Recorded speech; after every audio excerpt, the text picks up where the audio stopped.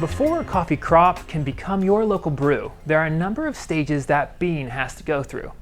The coffee production phase that is the least talked about, and probably the most important, is the wet and dry milling process. In this video, we're talking about the journey from farm to mill, what occurs during the milling stage, and the difference between a coffee mill and a coffee farm. But first, why do we even care? Coffee has become a staple in our daily routine, and the consumption of this blessed beverage has only increased in recent years. By 2019, 64% of Americans 18 years and older drank coffee every day. That's 400 million cups a day. As coffee becomes more popular, consumers are showing greater interest in specialty beans, and they want to know where and how their coffee is produced. As I hinted in the beginning, there are a number of stages that occur between the coffee crop and your home brew. First, the coffee is planted and harvested. Then it's processed and milled to a green bean form before it's finally exported for the roasters. This is the part of the process where the beans start to take its familiar shade of brown. The coffee production phase that is the least talked about, and probably the most important, is the wet and dry milling process. That's what we're focused on in this video today. Before we discuss the milling processes though, let's start by exploring the difference between a coffee farm and a coffee mill. For the harvesting stage of coffee production, coffee seeds are cultivated on farms along the equatorial region from Africa to Central America.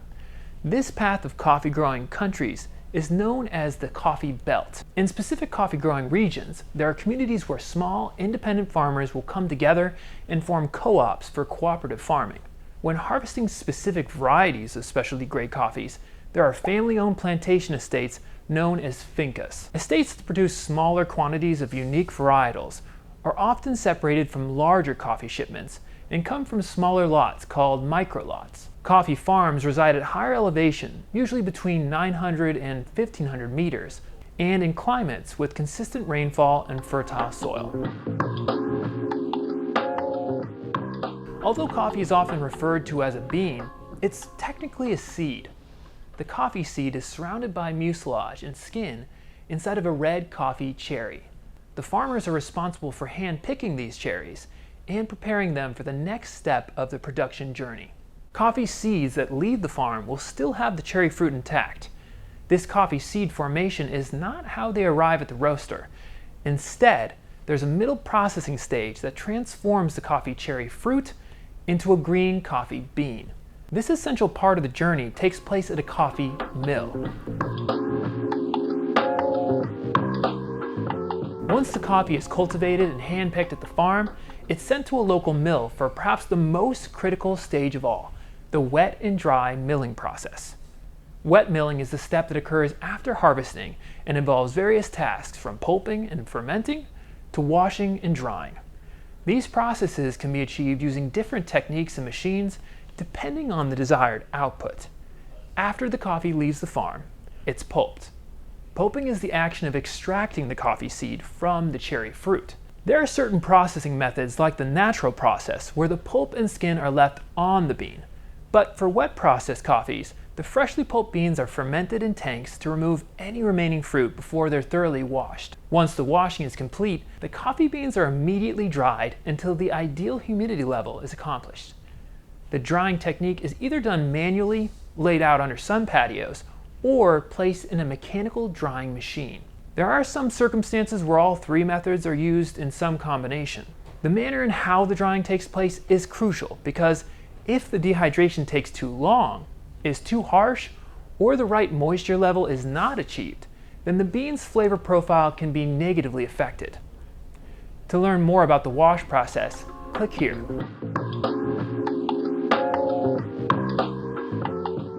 The wet milling process all takes place at a mill or washing station. In Africa, the term washing station is most commonly used, and farmers from different regions will have one centralized station for their processing needs. Farms in Central and South America will often have their own mill or washing station, and if they do share, it's only with a select few farmers.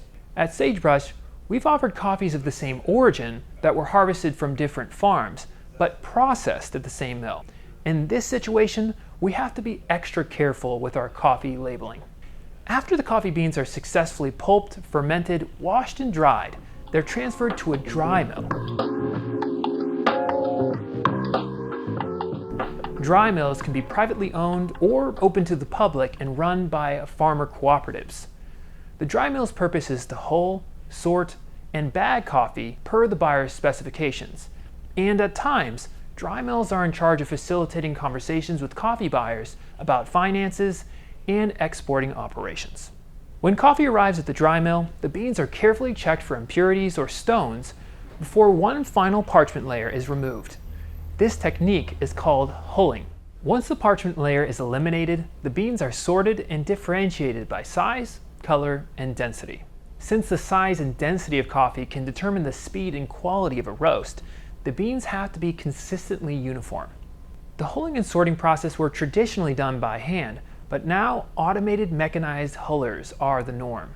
After the meticulous hulling and sorting procedure is complete, the freshly green coffee beans are recognizable and ready to be sorted, bagged, and exported to roasters like us.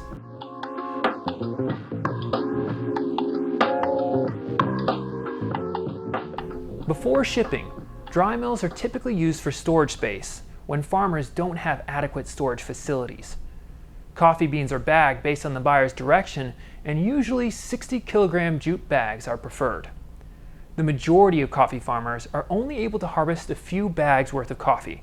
To fill a full container and make an export worth it, some lots are blended or combined with other lots. When it's time to export, containers are filled and the dry mill is responsible for the legal documentation and logistics. Since many coffee farms are in isolated areas, lacking basic services and technology, dry mills frequently manage their financial transactions. Although often overlooked by the industry and consumers, dry mills play an essential role in the overall coffee production and supply chain. Coffee farms and mills work closely together to produce a cup that is worth selling. The processing at a coffee mill can seriously impact the overall taste and success of a coffee. The growing environment and farming practices also play a vital role in the natural flavor of the beans. Still, those elements are either enhanced or even lost by the performance of the wet and dry milling stage.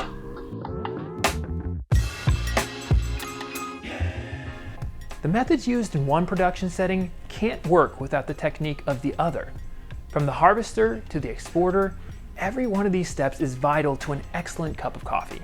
If you want to learn more about coffee at origin, check out our blog series linked below. I hope you enjoyed this video on the coffee milling process, and we'll see you next time.